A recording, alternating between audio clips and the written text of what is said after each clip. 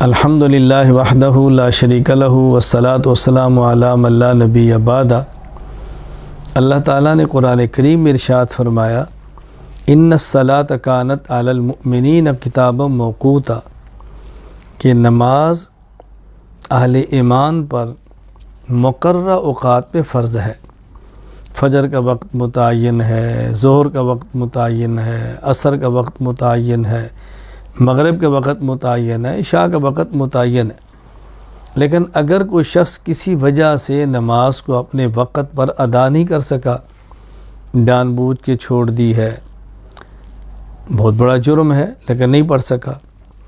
کسی عذر کی وجہ سے نماز رہ گئی ہے، سو گیا ہے، نماز کا وقت گزر گیا، یاد نہیں رہا اور نماز کا وقت گزر گیا، تو اس کو چاہیے کہ اب یہ جب یاد آئے تو پڑھے، نیند سے بیدار ہو تو پڑھے، اللہ توبہ کی توفیق دے تو پھر پڑھے۔ حدیث پاک میں ہے من نام عن صلاۃ او نسیہا فلیصلیھا اذا ذکر او استیقظ، کوئی شخص اگر بھول جائے اور نماز بھول گیا اور نماز رہ گئی، سویا ہوا تھا، آنکھ نہیں کھلی اور نماز رہ گئی، تو جب یاد آئے یا نیند سے بیدار ہو تو نماز پڑھے۔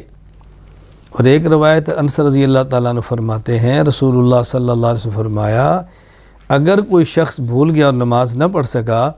تب اس کا کفارہ توبہ استغفار صرف نہیں ہے، بلکہ اس کا کفارہ صرف یہ ہے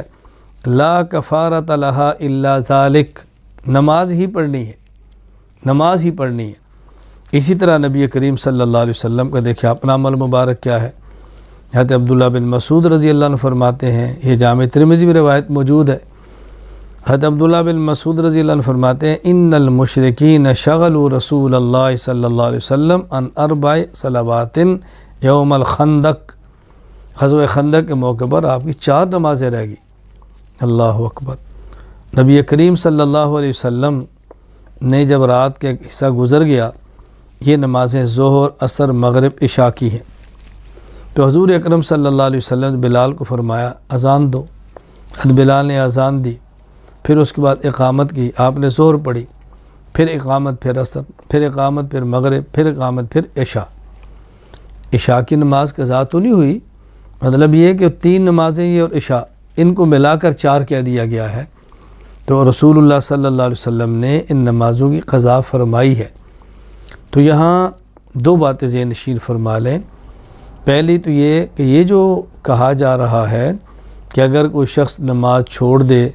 بعد میں اللہ توبہ کی توفیق دے تو کفارہ صرف استغفار ہے، نماز لٹانے کی ضرورت نہیں، یہ بات بالکل غلط ہے۔ اللہ کے نبی نے نمازیں لٹائی ہیں۔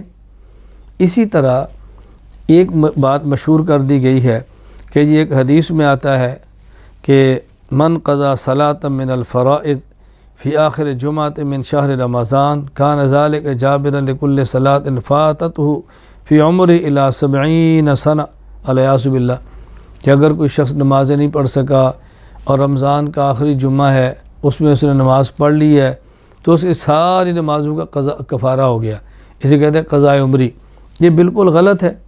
مولا علی قاری رحمۃ اللہ فرماتے ہیں جو کہا جا رہا ہے باطل قطعا، اس کا کوئی وجود نہیں ہے، یہ سرے سے کوئی حدیث ہی موجود نہیں ہے۔ مولا علی قاری نے اس کو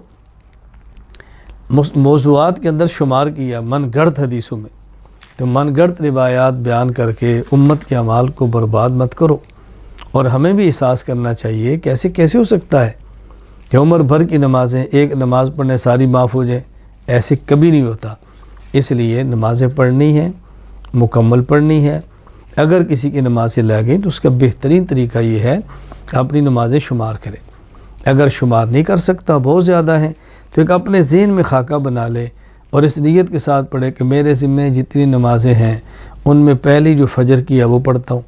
جو نمازیں اس کے بعد ظہر، عصر، مغرب، عشاء، پھر اگلے دن فجر، ظہر، عصر،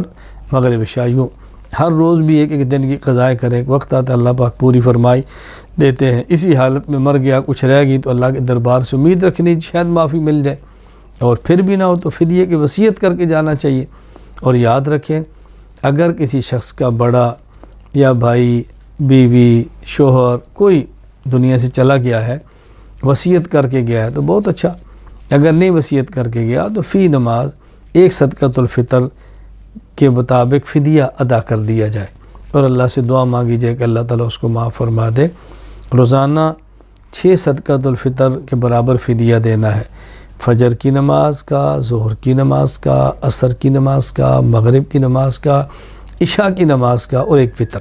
یہ 6۔ اس طرح نماز پابندی سے ادا کریں، کچھ رہ گئی ہیں تو اس کو پڑھ لیں، اور پھر بھی اگر کوئی اپنا عزیز دنیا سے ایسے چلا گیا ہے اس کی طرف سے فدیہ ادا کر دیں، اللہ تعالیٰ سے دعا بھی کریں، اللہ تعالیٰ میں نماز کی پابندی کرنے کی توفیق عطا فرمائے اور خرافات سے اللہ تعالیٰ ہم سب کی حفاظت فرمائے۔ وآخر دعوانا ان الحمد للہ رب العالمین۔